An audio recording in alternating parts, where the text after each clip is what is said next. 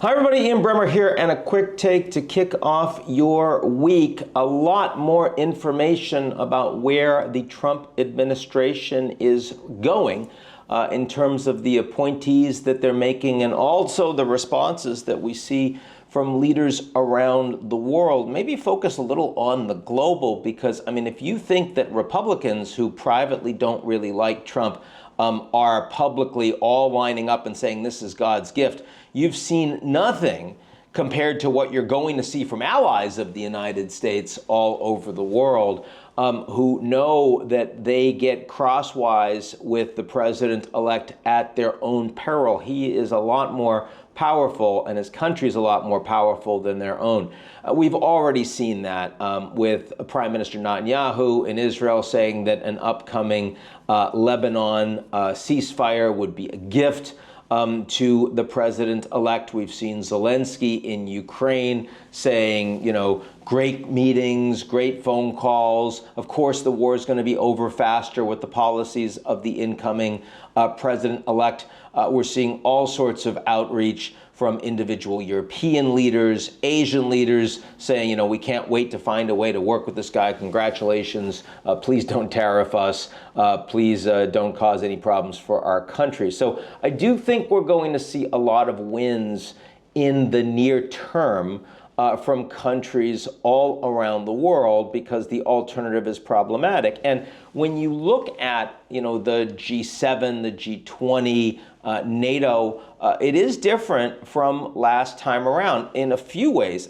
First of all, that you now have a number of countries that are ideologically aligned with Trump, and there's going to be more in the near term. I mean, Giorgia Meloni, who is the most popular of G7 leaders, assertively is someone who sees herself much closer to Trump's worldview in terms of immigration policy, social policy, even to a degree economic policy.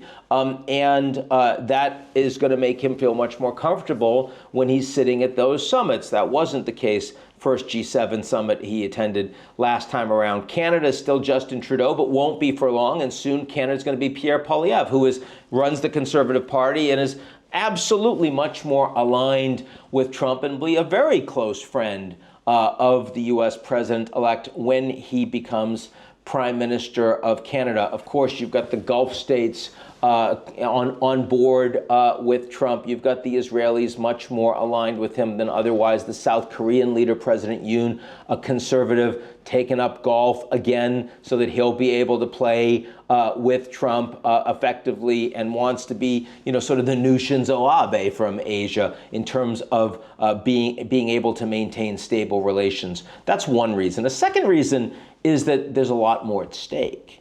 The world is much more dangerous. Getting Trump wrong is a lot more costly when you've got a major war going on in Europe, a major war going on in the Middle East, when the U.S.-China relations are in a worse place, but China's under much more economic pressure at home than they were before. So getting it wrong is trouble. And so already seeing outreach from the Chinese to the United States saying, look, here are some things that might be the beginnings of a deal. We could buy more U.S. treasuries. We could maybe organize, you know, a Ukraine conference. We could, you know, buy a bunch more American goods. Like, what do we need to do? What do we need to do? So I'm not saying it's going to go well, but clearly there is more such orientation. And then you have the fact that Trump is more powerful at home in the United States. He has the House. He has the Senate, and he's creating far more loyalists around him as opposed to adults that are more independent in his own cabinet, which means that if you are a foreign leader, your ability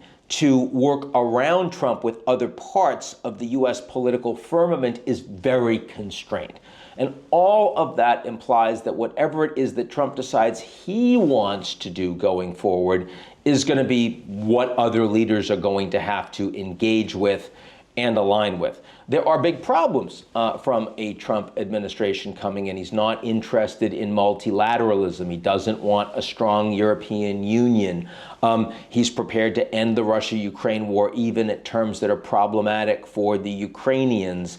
Has very little interest in promoting rule of law or democracy internationally. In fact, one of the most interesting things about Trump and the United States for right now is that for almost half a century, the U.S. has been trying to get the Chinese to orient more towards an American worldview. This is what the idea of responsible stakeholdership was, that China was meant to play more of a leadership role in U.S.-led multilateral institutions, promote U.S.-led rule of law and values on the global stage, and become more aligned with the Americans and its allies over time as it got wealthier.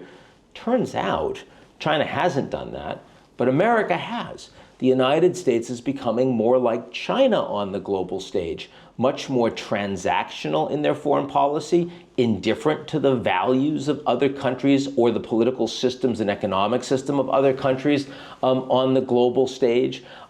Certainly not interested in the global promotion of democracy or even rule of law, and rather bilateral relations between the U.S. and other countries where the U.S. is more powerful to get the outcomes that they want, exactly the way the Chinese engage globally. It has been successful for China in many places because they're more powerful than most of the other countries they deal with, except the Americans. They've had challenges in Southeast Asia, for example, because the U.S. has led a more multilateral approach on things like the South China Sea. Doubt you're going to see as much of that under Trump. So very dramatic change in how we think about the world, and we'll be watching very closely as Trump continues to fill out his cabinet and starts talking much more with global leaders on the global stage. That's it for me, and I'll talk to you all real soon.